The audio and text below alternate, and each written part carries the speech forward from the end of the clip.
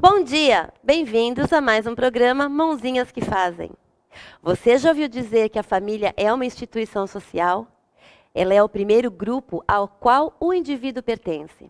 O desenvolvimento da família através dos tempos e dos momentos críticos de seu desenvolvimento, desde o casamento até a terceira idade, passando pela chegada dos filhos, crescimento dos filhos, os novos formatos familiares, são alguns tópicos do programa de hoje, o qual ajudará você a compreender um pouco mais essa grande instituição que vem se modificando ao longo dos anos.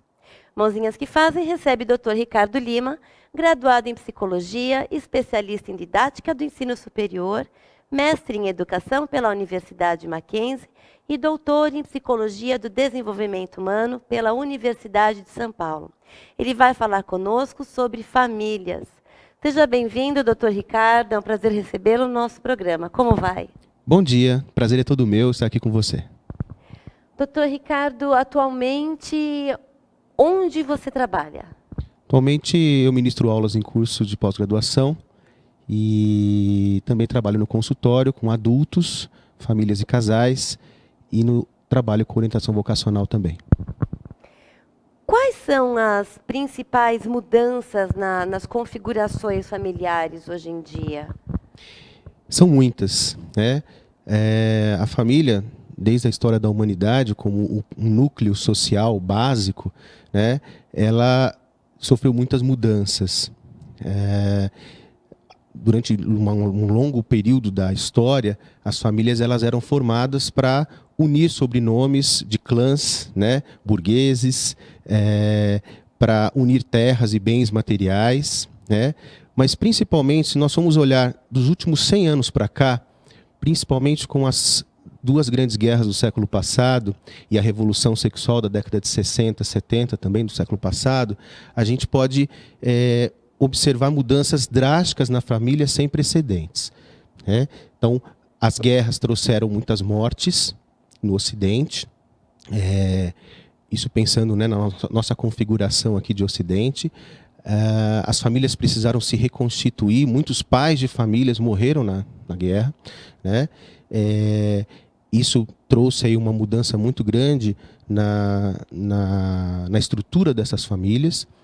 A partir da revolução sexual também, né, com o feminismo, a possibilidade de se escolher, né, de fazer escolhas sobre concepção, a escolha do parceiro, né, ou da parceira para poder se relacionar pelo casamento e a partir daí formar uma família também, esses fenômenos apresentaram muitas mudanças na família até os dias de hoje, que também, do avanço da tecnologia, a gente pode até falar um pouquinho mais sobre isso mais para frente, mas as mudanças são muitas, principalmente nos últimos 60 anos. A família é um universo que se move, sim.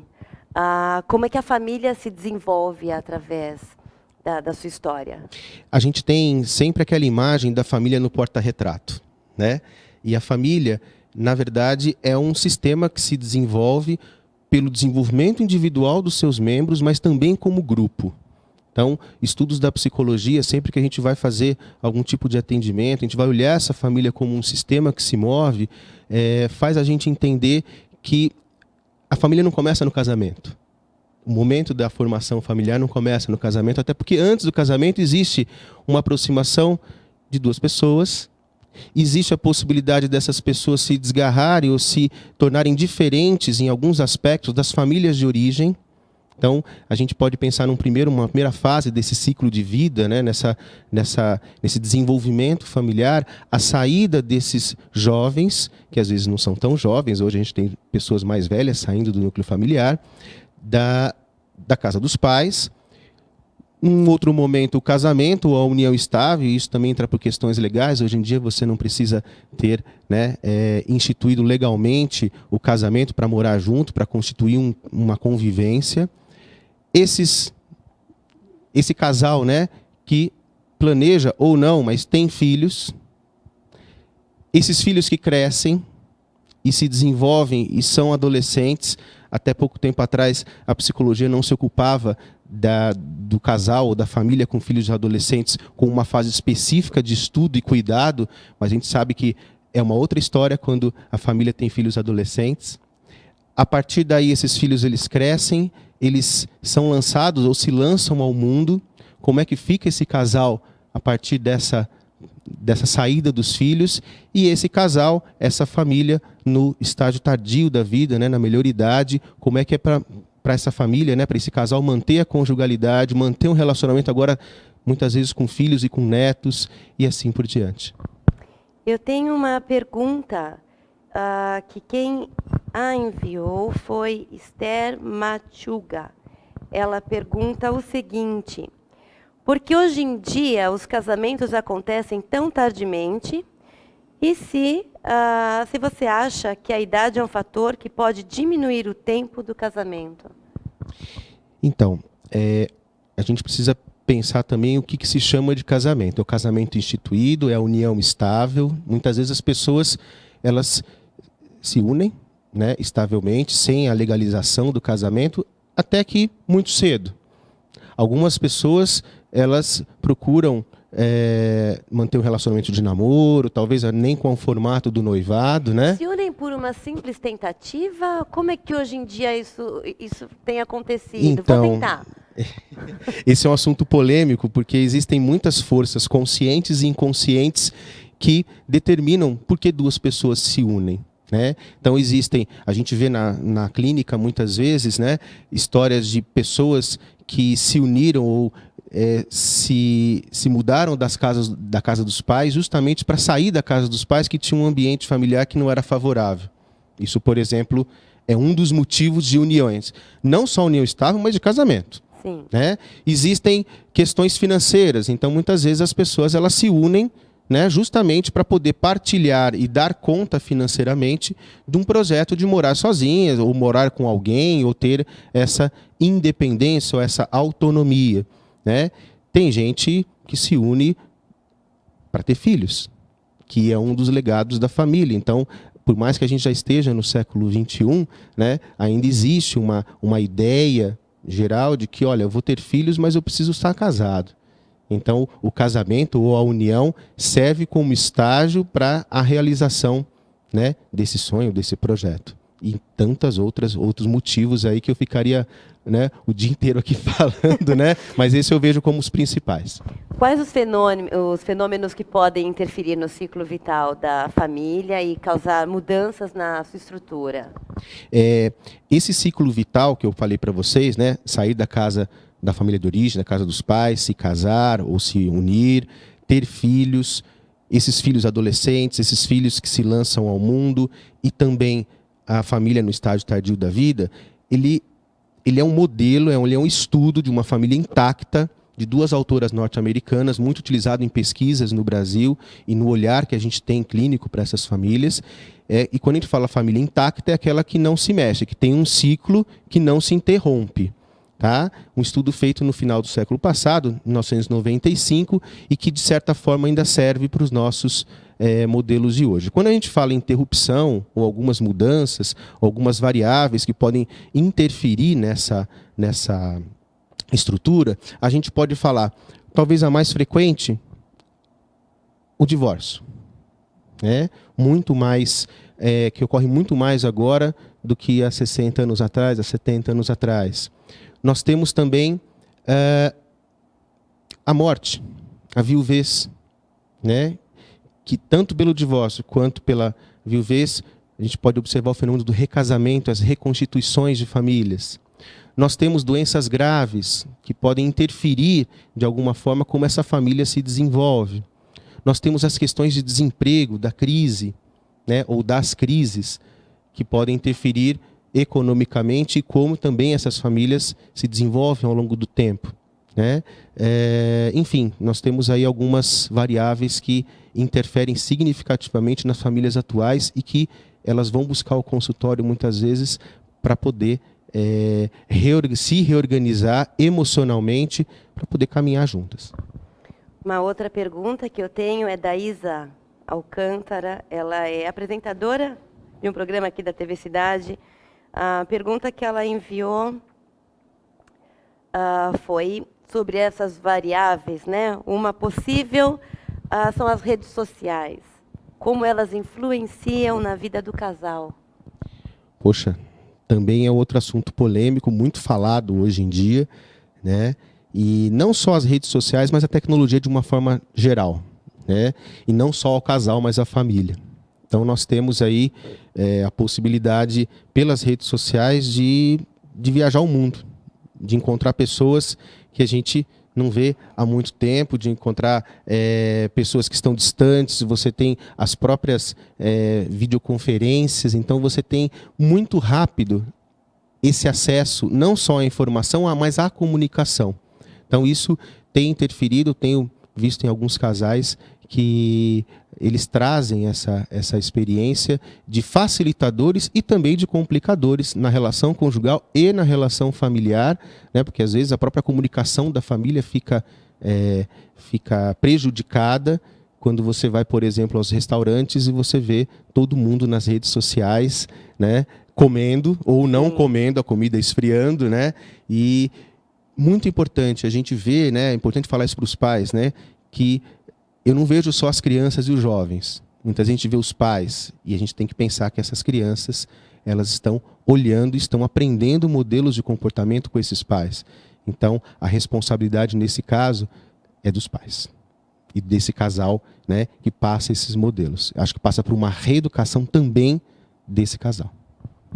Eu vou chamar o break e no próximo bloco vamos continuar com o Dr. Ricardo Lima falando sobre famílias. Voltamos já.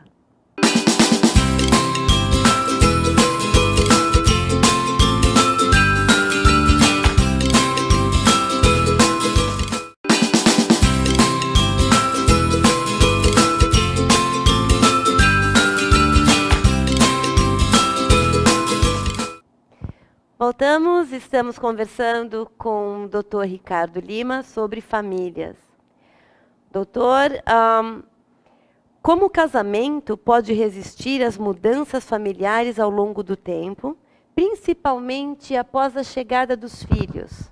Pois é, essa é uma questão importante, até porque a gente tem estatísticas que demonstram o maior número de divórcios, separações, divórcios, ao longo dessas fases de desenvolvimento acontece justamente após a chegada do primeiro filho ou a transição para o segundo filho, naquela ideia de que o segundo filho vai salvar o casamento de problemas que já tiveram no primeiro filho, né? Então, assim, realmente a conjugalidade, ela se desestabiliza, vamos dizer assim, na chegada dos filhos. Por quê? Porque não se trata só de uma mudança física de um terceiro, né?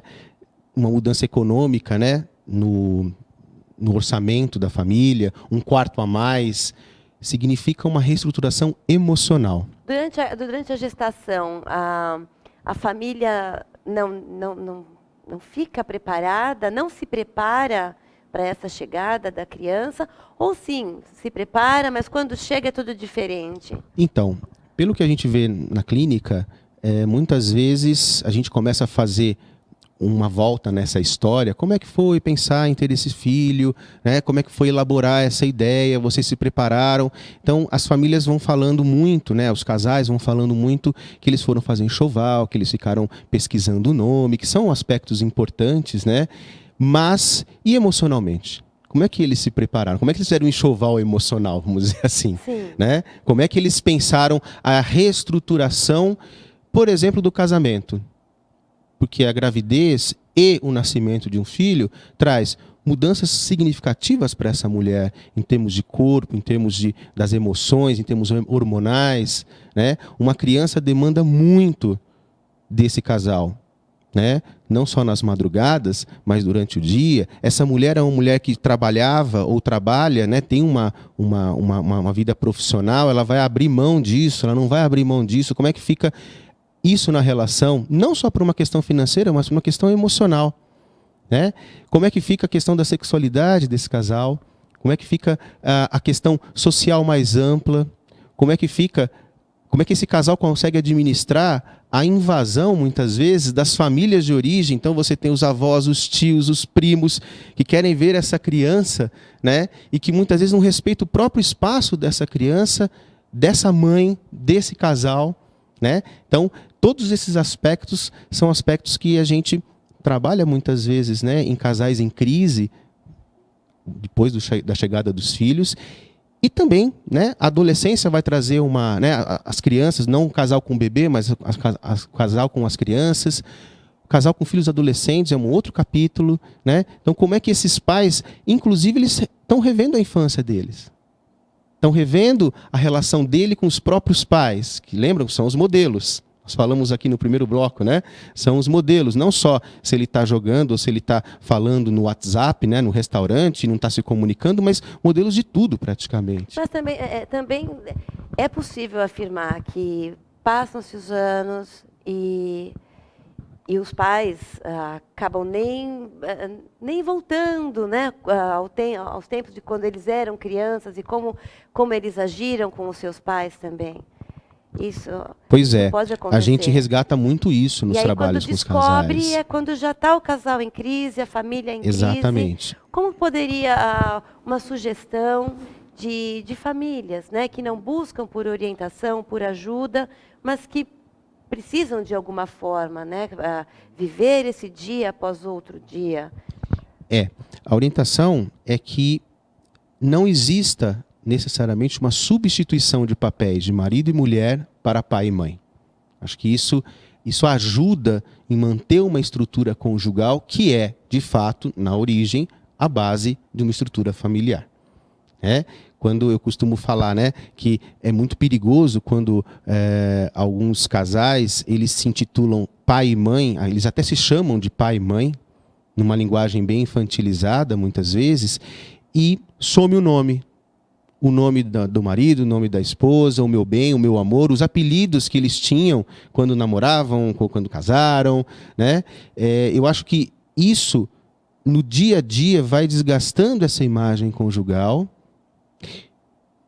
e vai substituindo esse papel conjugal por um papel parental. É uma tarefa muito difícil você fazer conviver esse casal com esse casal de pais. É a convivência, a possibilidade dessa convivência, desse resgate em alguns momentos, por mais que exista cansaço físico, porque a criança demanda, falamos aqui, por mais que exista 1000 compromissos, por mais que muitas vezes a casa esteja cheia de gente, não para ver você e para ver, né? Não para ver o casal, mas para ver a criança, e o casal sai de cena, né? Então, como que o casal consegue encontrar estratégias para justamente, apesar de todas as dificuldades, se encontrar ou se reencontrar, porque às vezes o casal se perde. Às vezes o casal vai se reencontrar lá quando eles lançam os filhos ao mundo, lá naquela fase da frente que nós falamos, né? Uhum. E eles olham para o outro e falam assim, quem que é você mesmo?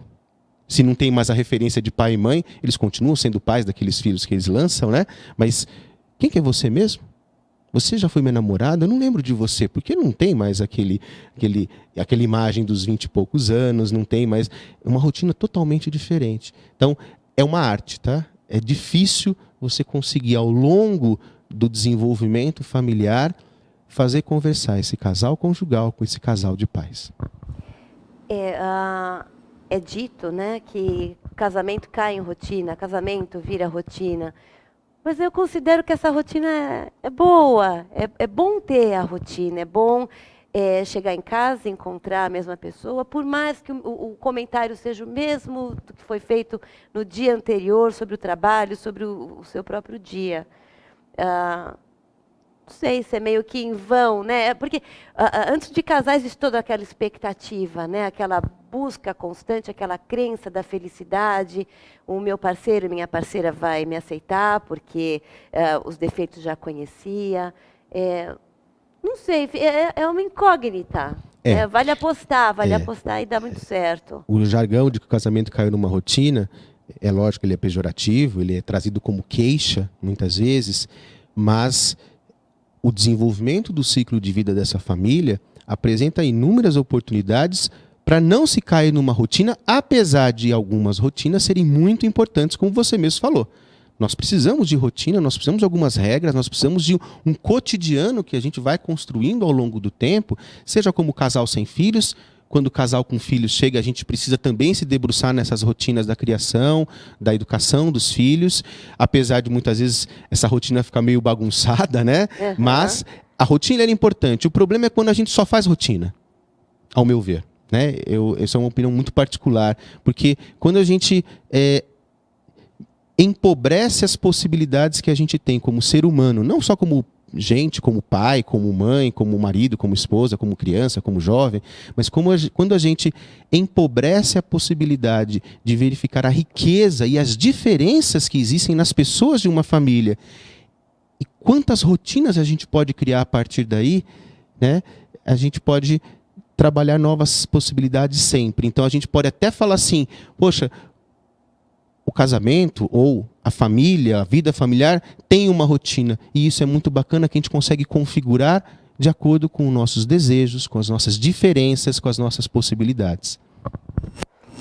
Eu vou aproveitar a pergunta do Chessman, que enviou aqui para mim, e vou fazer uma outra pergunta. Os problemas de desenvolvimento dos filhos podem dizer algo sobre a família? Ou seja, qual a relação, né, da família com o desenvolvimento físico e psíquico da criança? E, aproveitando a pergunta do Chessman, que ele diz, até que ponto o casal fora de sintonia e equilíbrio pode afetar na evolução de uma criança, positiva e negativamente? Essa pergunta é interessante, faz lembrar um pouco da minha história clínica, né? Eu comecei atendendo crianças. Fazia psicodiagnóstico em crianças, trabalhava muito com escolas, orientação de pais. E chegou um momento em que eu percebia que a criança, ela, com a psicoterapia, ela conseguia se reorganizar, mas que tinha alguma coisa acontecendo naquela família que retroalimentava algum sintoma, né, emocional, algum sintoma de desenvolvimento, algum sintoma de aprendizagem, e que esses pais precisavam ser cuidados. Né? Por quê? Porque, sem perceber, eles, de alguma forma, contribuíam para a formação desse sintoma. Então, existem estudos também que mostram que grande parte das queixas em relação às crianças, as crianças que são levadas aos consultórios, que são levadas à sala da diretora na escola, né? Na verdade, elas estão denunciando, elas são porta-vozes, né, de questões que acontecem não só com o casal, mas com a família como um todo. Sim, eu acredito que olhar para essa família como pano de fundo, não só para a criança como uma criança problema, como essa família inclusive está preparada para lidar com alguns problemas, e que antes da chegada da criança na vida dessa família, eles não estavam preparados. E não tinham por que estar preparados, porque a gente não estuda antes para isso. Isso vai acontecendo ao longo do desenvolvimento familiar.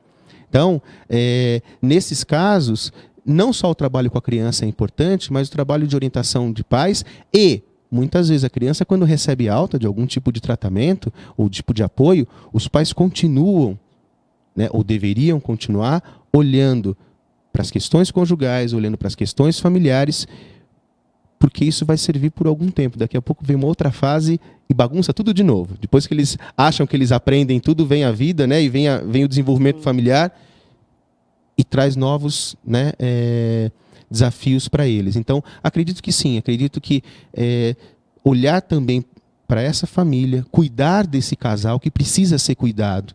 Essa imagem de que pai e mãe sabem tudo é uma imagem muito perigosa, pelo menos, né, na minha concepção. Os pais estão aprendendo, e eles não têm como ser pai e ser mãe porque eles fizeram um curso ou porque eles fizeram uma pós-graduação. Né? Eu acho que isso é muito importante, a gente trazer essa informação para as famílias, para que elas também possam buscar esse aprendizado.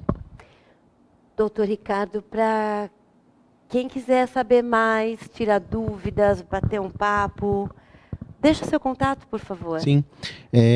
Se alguém quiser enviar algum e-mail, né, com alguma dúvida, que a gente possa trocar algumas ideias, você pode mandar para o ricardo.lima@usp.br. Tá? Ou o contato telefônico é o 3862-4164. Muito obrigada por ter aceito o nosso convite, por estar conosco hoje. E você de casa pode contribuir sim com o nosso programa. Escreva para contato@mãozinhasquefazem.com.br.